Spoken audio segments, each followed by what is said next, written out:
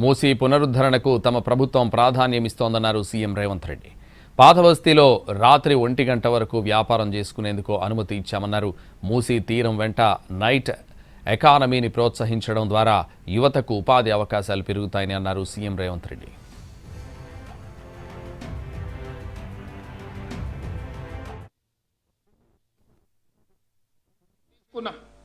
నగరంలో రాత్రి 9-10 తర్వాత మనకు పోలీసుల ఇబ్బందులు ఉన్నాయి.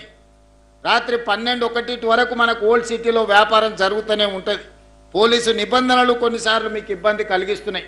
అందుకే రాత్రి 1 గంట వరకు మీ వ్యాపారాలు చేసుకోవడానికి అనుమతి ఇవ్వడమే కాకుండా మూసీ నది పరివాహక ప్రాంతం మొత్తాన్ని అభివృద్ధి చేసి నైట్ ఎకానమీని రాత్రి మొత్తం వ్యాపారాలు జరిగేటట్టు నిరుద్యోగ యువకులకు ఉద్యోగ ఉపాధి అవకాశాలు కల్పించడానికి ఈరోజు రాష్ట్ర ప్రభుత్వం ప్రణాళికలు చేస్తుంది.